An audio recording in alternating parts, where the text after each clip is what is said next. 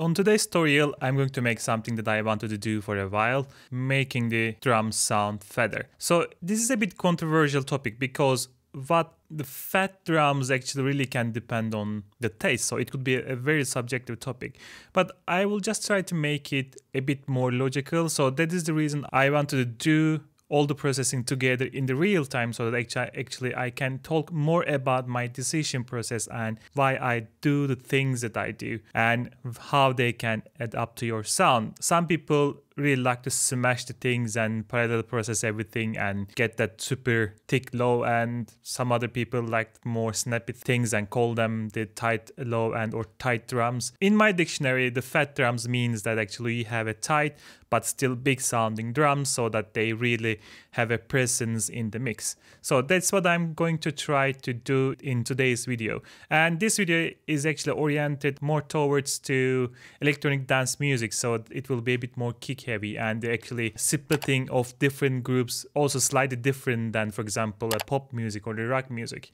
I will explain why I do it that way, but it could be also a bit different from the things that you see previously. But other than that, let's sit down and feed those drums and make them fat.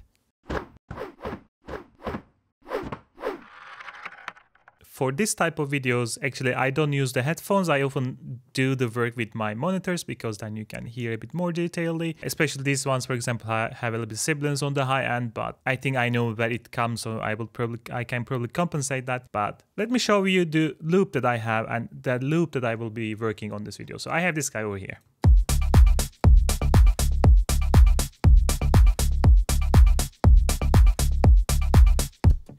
So it's already a good sounding loop, honestly, but there are a couple of things that we can do and a couple of things that can add to the fatness of the drums.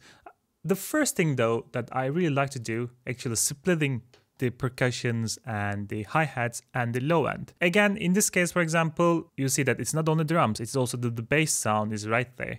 And I think this is one of the first lessons that you should consider, and it is actually considering the bass or the sub bass and the bass together a part of the drum, or you can actually think about the kick is the part of the bass or other way around. So it's up to you how you'd want to decide. So for me, the kick and the bass is always hanging together and they have to process together. So if you want to have a good kick, you have to process it with the bass. If you want to have a good bass, you have to process it with the kick. So if I come back to the low end here, and if I just solo that, you will hear a bit better now. Honestly, it is sounding good already, but a couple of things that we can definitely utilize here. And the first thing is just to glue those bass together with the kick. And for the ABLETON users, there are actually already glue compressor that you can use. It's basically a bus compressor. So if you use, for example, any type of bus compressor, you can replace this one with your own. But I will try to keep everything in ABLETON for this video. So I'm gonna just put this one here. What does glue compressor do? It just tries to grab the transients and get them lower. And because you are using the same attack and decay time for different things under the bus, they become kind of a similar sounding sound. So that is the main idea basically. And the way I like to do it, I like to exaggerate it so that I can hear it, and then I will play around the settings afterwards. So if we play this now, let's bring this threshold down.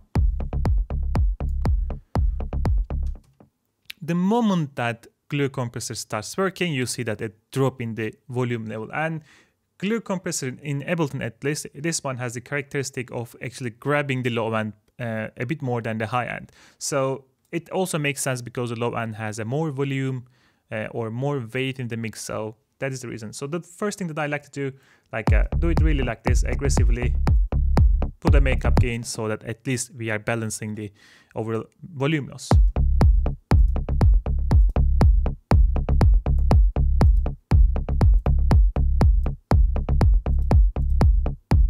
The one thing that you will see here, the clipping. So clipping means that the volume level exceeds the threshold so that we are actually clip the signal. So if you do it like this, it's just clipping anything above the threshold. So you would actually may hear the distortion, especially if you are using this on the low end. I will suggest using the soft clipping so that actually clipping becomes a bit more like a sine wave.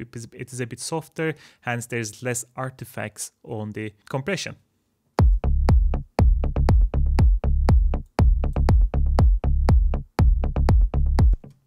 After that part, what I like to do, try different attack and release settings. If you are doing this on the low end, actually slower attack and release settings is better, because you don't want to have this type of too aggressive compression on your low end. It may really get weird results and weird pumping feels and weird artifacts as well. So let's try that.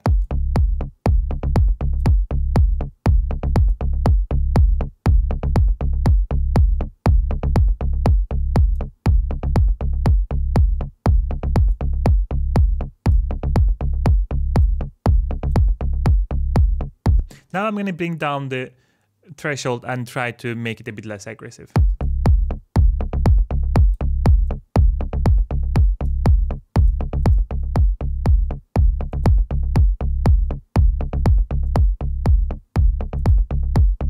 The difference that it actually took the bass a bit to the front, so that we can actually hear the transit a bit better now, because we're also using the slow settings, and make everything actually sounding a bit better. The thing that I like to try afterwards, especially my low end, actually using a drum bass with the very conservative settings. So what I'm going to do, put the damp all the way up, put the drive all the way down, and try it first.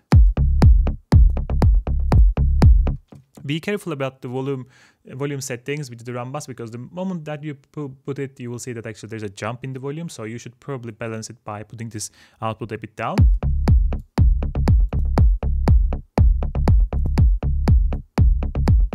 And then what I like to do is maybe give it a bit drive and play with the trim settings and damp settings to see if I can actually make the sound better or worse. Here's the part that you actually should try an error, and you should always A/B all the time, so that you see actually if you are making the sound better or worse.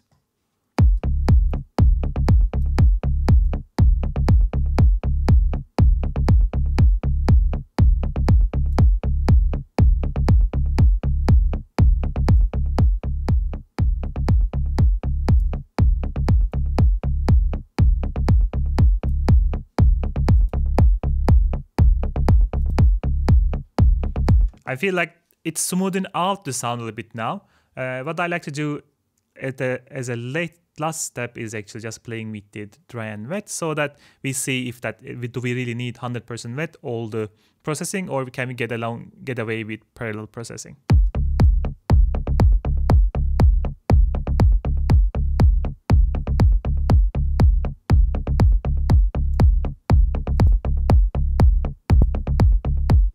I feel like somewhere around there, like really half parallel or around 40–50%, it gets like still getting this smoothness, this rounding up the sound, while we are still having this like harshness of the bass. So I really feel like this too makes a nice difference. Let's A/B together one more time.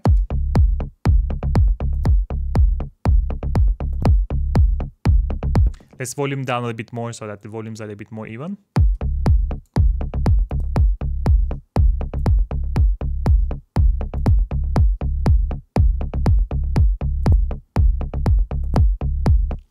Overall, the kick has a bit more definition, the bass transit a bit more in the front. It makes the sound a bit more pleasant to my ears in this case. And the final step oftentimes I like to do, especially lately with the introduction of the channel EQ, actually play with this around just by hearing it. Because when you have a regular EQ8, you see that all the frequencies and you kind of bias towards the resonant points, so that you want to put that plus minus bell curves to get those resonant frequencies or those peaks. But if you use channel EQ, the first thing that I felt like is it has a bit more vintage wheel, so it forms the sound a bit up, and the decisions that you are making purely kind of based on the things that you are hearing. So it really helps out with the decision making. So that's exactly what I'm going to do. What I feel, I can maybe slightly boost the low end to give a bit more EDM feel, or more like a techno feel, a bit like a fat low end feel, while maybe cutting a bit mid frequencies to give a bit more definition to the kick.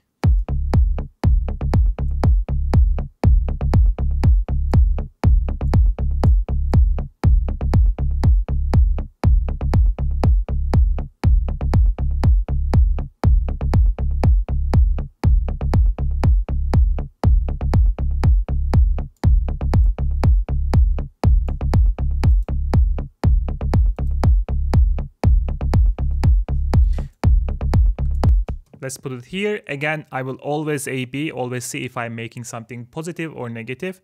So the same thing here. I'm going to just A-B to see if it's actually getting better or worse.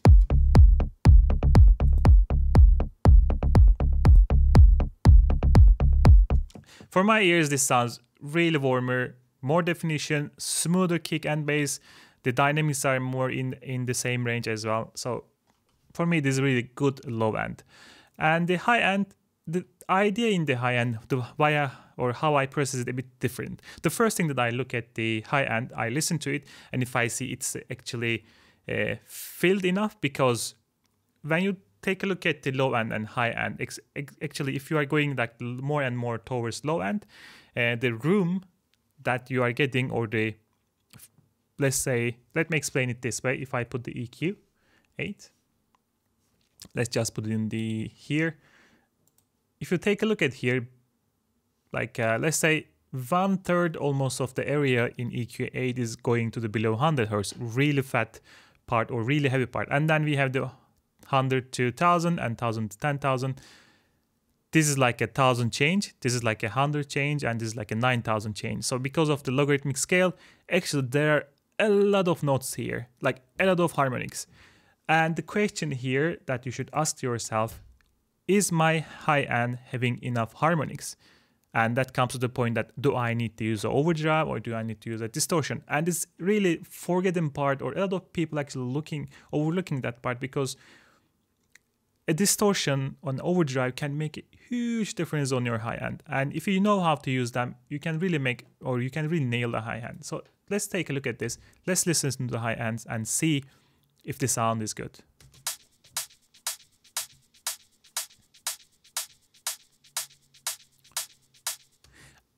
Overall, the dynamics, overall sounds, over the placement of the sound is fine, but I really feel like we can make the sound richer. It really needs this additional bite, additional harmonics to pop a little bit more. So what I like to really do in Ableton is using that overdrive.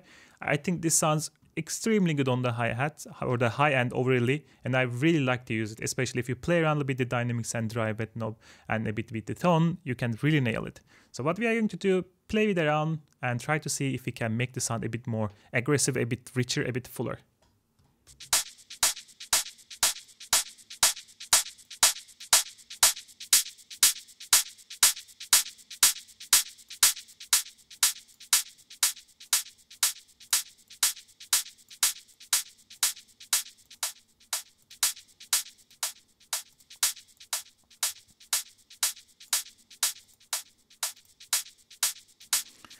As you can see, it makes a huge difference. Again, it boosts the sound a little bit and it does distorts it. So because it's louder for our ears, it sounds a bit better. What you can do, basically compensate that by putting it to the right afterwards, bring the volume down and see if it is still good when you compensate the gain.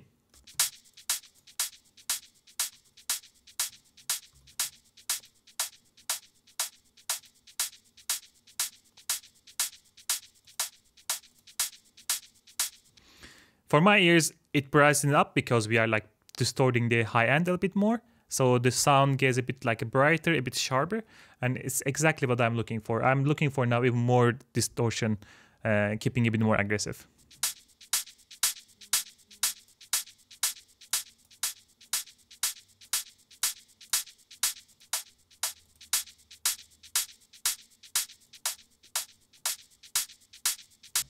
It's just much better. The thing that you should be considering though, when you do any type of saturation, overdrive, distortion, you should just take a look at your harmonics a bit more, because distortion on any overdrive plugin tend to also drive the low end pretty much, and you really don't want to have that in your high end. So I see that there was already something here, so it will be probably boosted here, even though we are like really having this shape. Yeah.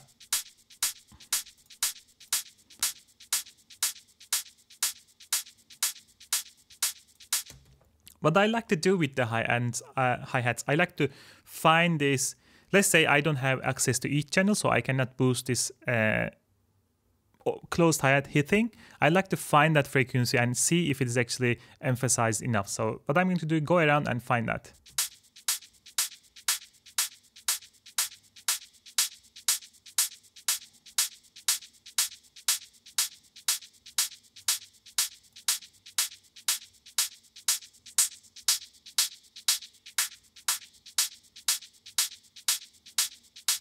just there. It's just like that hit, and I'm trying to emphasize that hit to make the hi-hat a bit more popping up in the mix, because now I'm going to actually compress the stuff.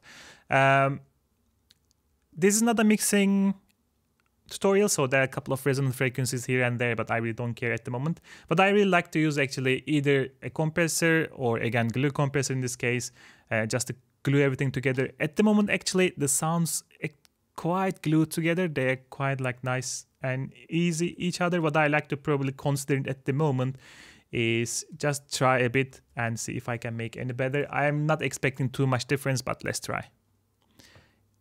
Just to show you, that's the reason, and I will probably go a bit faster attack and decay here, because now I don't care really too much about distortion. I like distortion for my high end, so if it is more distortion, it's welcomed.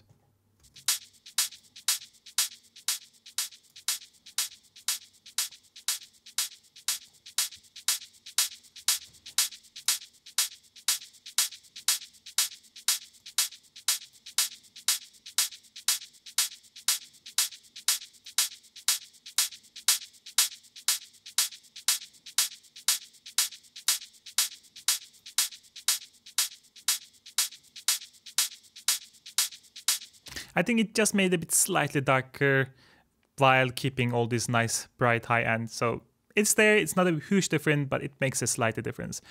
The other thing that you can consider here actually, either parallel processing and using that really squash low end with the parallel compression, or you can actually do it with the return channel. So in this case, to make everything a bit easier for us, I'm going to create a new return channel here, and I'm going to just put a regular compression there. Regular compressor, not regular compression. So let me do it this way, compressor right there. And I'm gonna really squash that signal. So let me solo this and send this guy.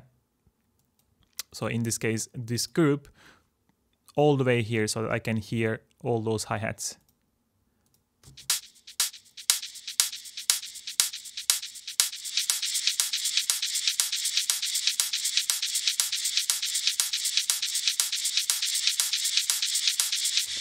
Really distort that sound. The other thing that I like to do actually, add another compression, another compressor here, sidechain to do hats over there, so that when the initial hit comes in, I like to duck a little bit, because it just gives a bit more space when you blend this into the original signal. So let's take a look. It is the 6, and let's go put it all the way up.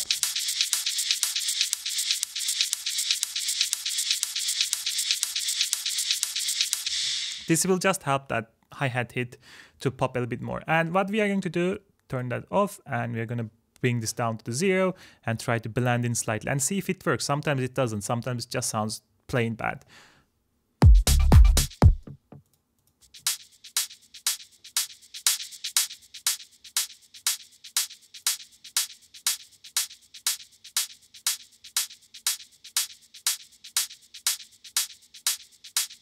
But I feel like I don't have the resolution, so I'm going to put this down a little bit, like that.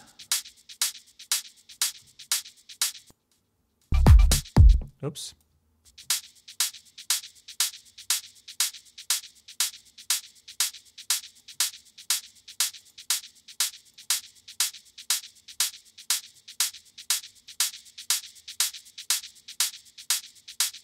Again, I like to keep this subtle because we already distorted the high ends a lot. So I just want this slight tail on there.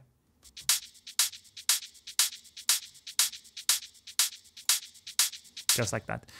Let's listen to kicks or the low end and the high end together and try to just balance them together so that they are in nice balance.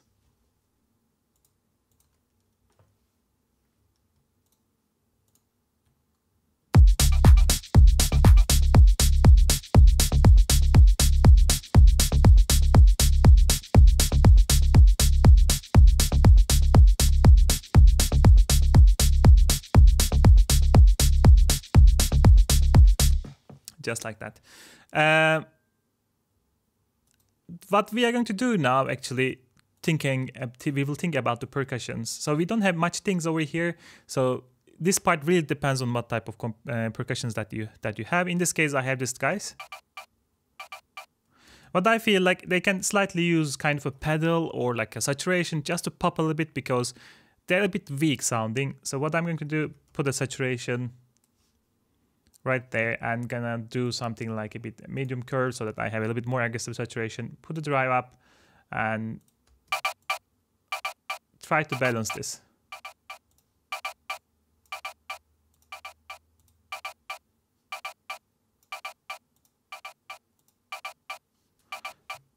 And just an EQ.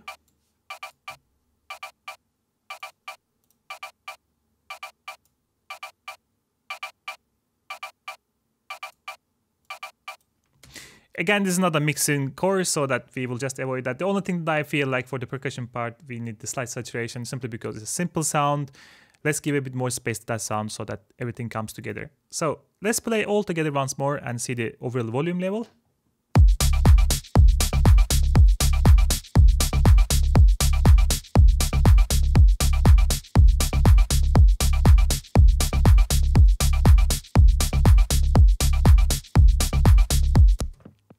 It's sounding nice. I will do nothing with the clap. It's just clap. I put it there just to give this kind of overall vibe. The thing that I like to do then when everything is done, this is actually done more or less in the mastering stage, because now we have a lot of different groups. Actually, if we start compressing them together or processing them together, we are almost kind of doing the master engineer's work. But just the demonstration, we can actually kind of glue compression use there, and then we can use it parallelly so that we don't really kill all the transients. The same idea here as well.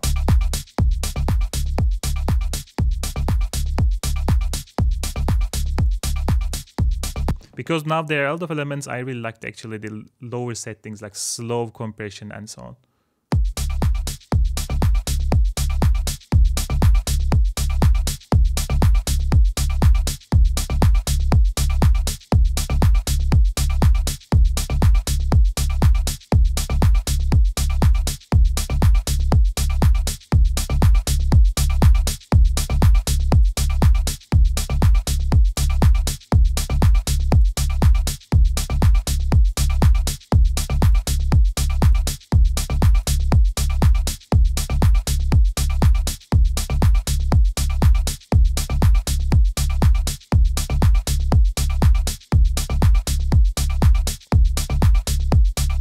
The difference is extremely subtle, so it's not that important. And the one final touch I like to do oftentimes, if you have this kind of sound, actually creating a room reverb, something like this.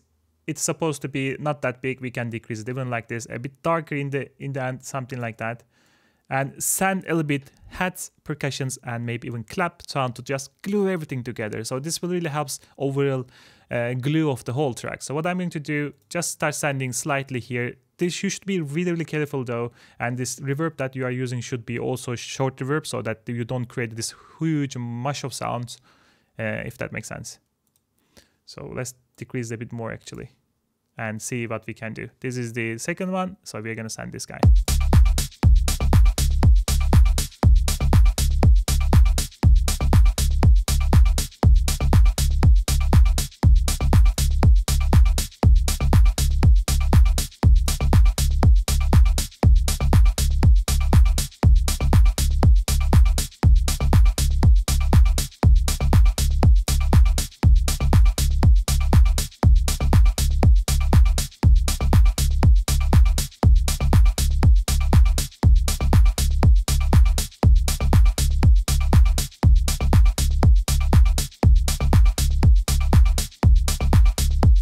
And here we go.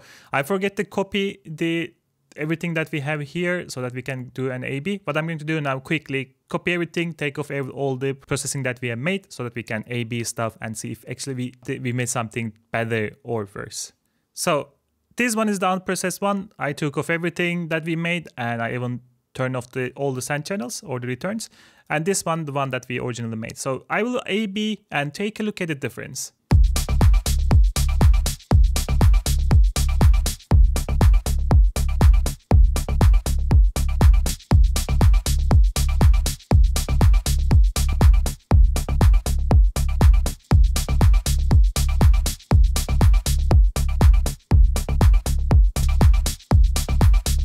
Yeah, the difference is huge. Simply because the hi-hats make actually a huge difference because we overdrive them. There are more harmonics now. It fills the space more. It brightens up a bit more.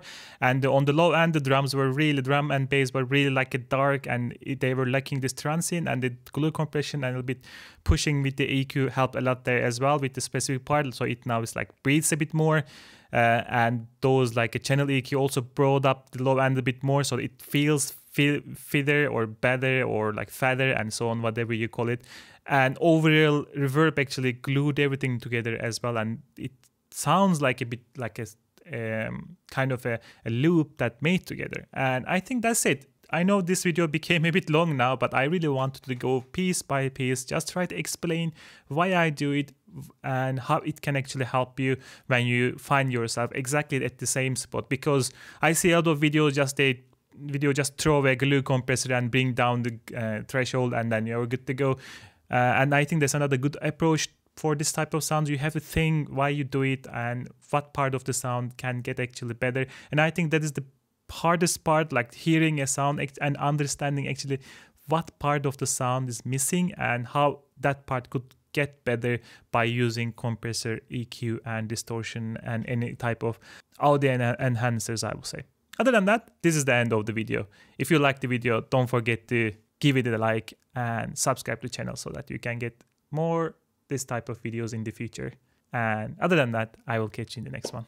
Goodbye.